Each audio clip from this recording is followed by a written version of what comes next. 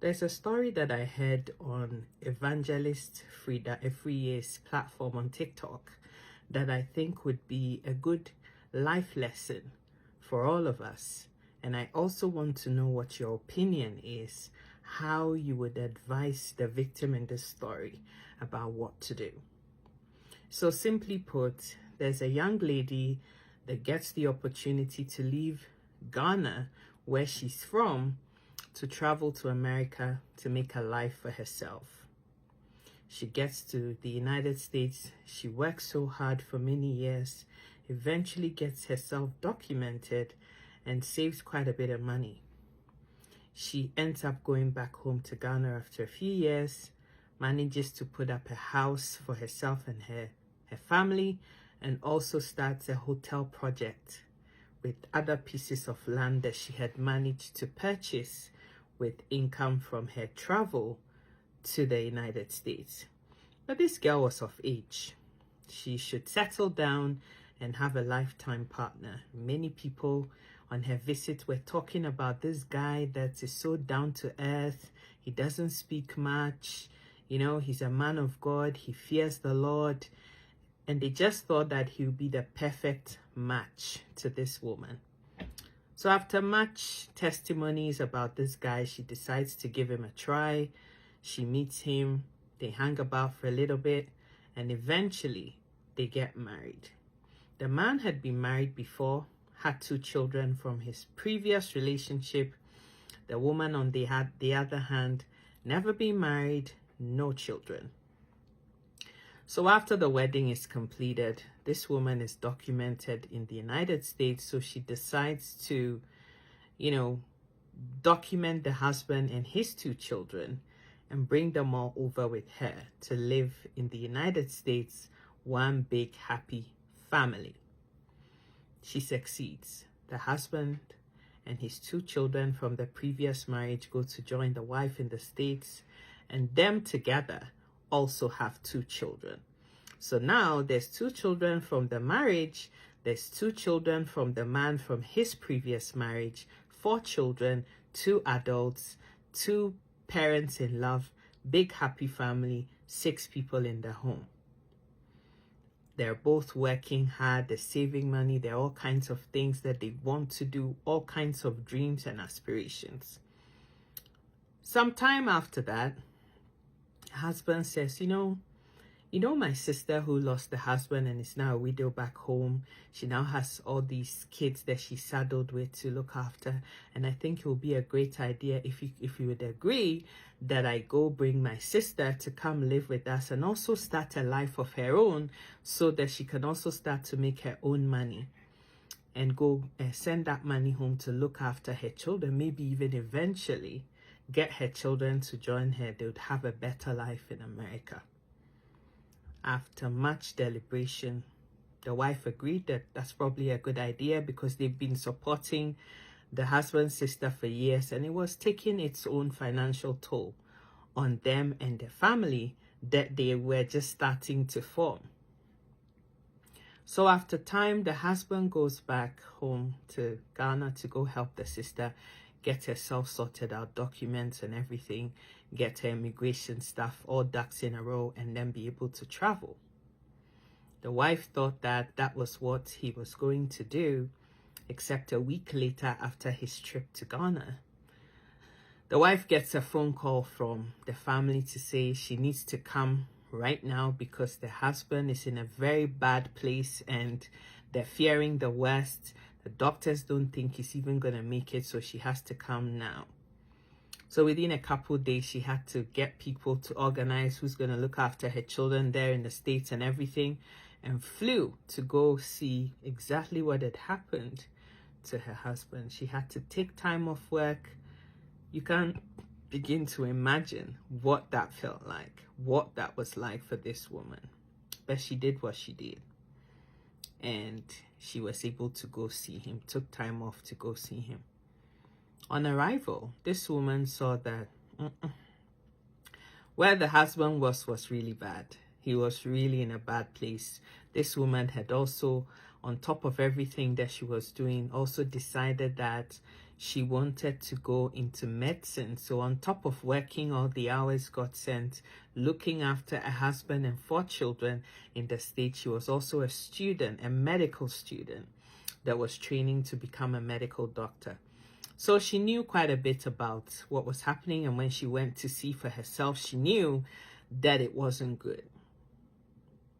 Now, it turns out that in the midst of all this, their marriage and everything, the husband had other plans, and that somewhere along the line, he had divorced her on the understanding that he was going to help the sister to travel, and that was just supposed to be a temporary situation.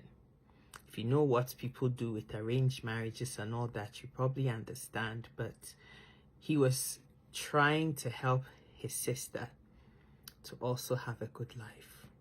Unfortunately, when he got to Ghana, it wasn't his sister that he had eyes on. There was a young girl that was a neighbor of his, back in the day, even before he got married to this woman. And I guess he had eyes on her. Young girl, just dropped out of school because she felt pregnant. And, you know, she was looking the part, younger model. So instead of this man coming back home to Ghana to marry his sister and do what they had agreed with his wife back in the States, this man actually came back to Ghana to marry this younger girl, his side chick. And what had happened was that it was after the marriage, like they were married and now they're going on honeymoon. He took something so that he could enhance his performance in the bedstead. And I don't know whether he was having a reaction to it or whatever, but he ended up having a severe stroke and now couldn't move on one side of his body. The family, on seeing how bad the situation was, and the fact that he was going to be a huge burden, both financially and, needing all the care, they suddenly remembered that there's a wife back in the States that can take care of this. So she was to come back and fly the husband back to the States. Unbeknownst to her, she just thought, oh, my husband that I love so much is sick. I just need to fly him back to America and help him. But one of the man's own nieces that fears the Lord and said she can't stand injustice was the one that raised the alarm to the wife and said, you're a very beautiful woman. You're such kind-hearted. You have a heart of gold and you do just about anything for every or anyone. I cannot just sit there and allow injustice to happen. So let me tell you what exactly happened. My uncle never came to marry his sister to do nothing.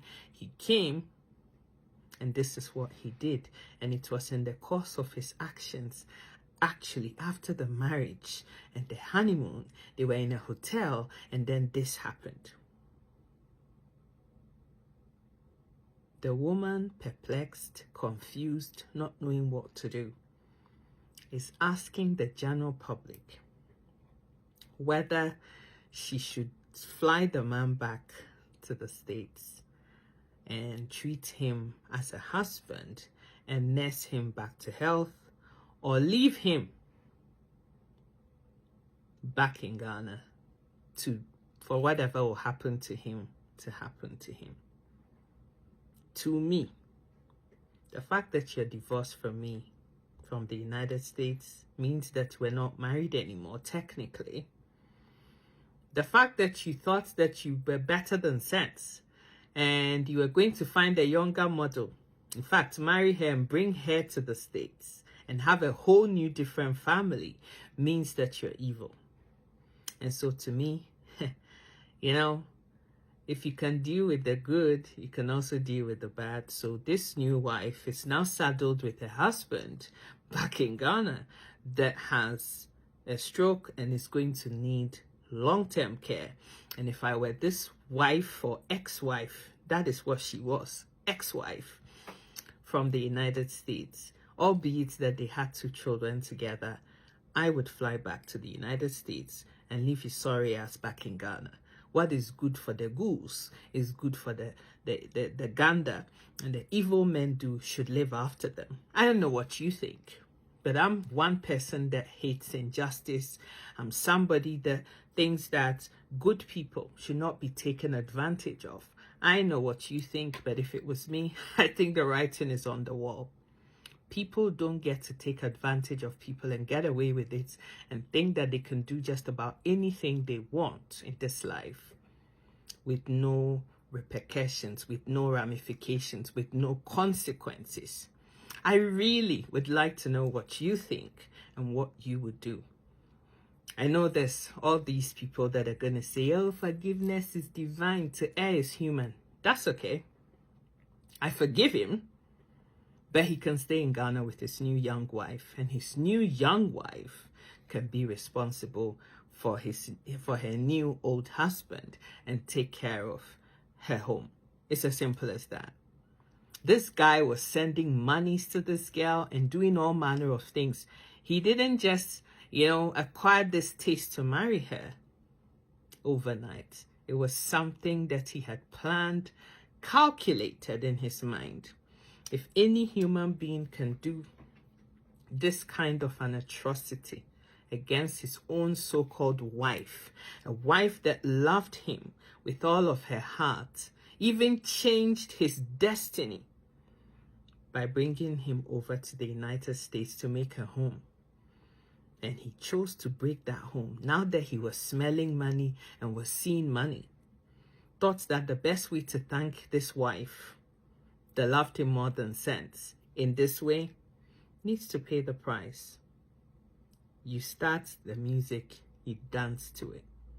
That's my personal opinion, but like I said, I'd like to hear what you have to say. What would you advise this young lady to do? Should she fly back to the United States on her own and go live her life, cut her losses and move on because they're divorced, so she doesn't even need to do nothing? Or she should be merciful and fly that man back and now be giving him 24-hour care and lose her dreams, her goals, her ambitions, and everything in life. Sacrifice all of that on the altar for an ungrateful man that pays you back evil for good. I want to hear what you have to say. May the heavens bless you, and may you get everything that your heart desires. In this life, it pays to be honest, it pays to be loyal, it pays to be good, because karma always settles the scores. Like, God has this amazing way of fighting your corner when you don't have the strength to do so. And I'm just so excited that this guy got what he deserved. But I want to hear what you have to say. God bless you. Take care of yourself. Stay beautiful. And remember, do good so that good can come back to you. Mwah. Bye-bye.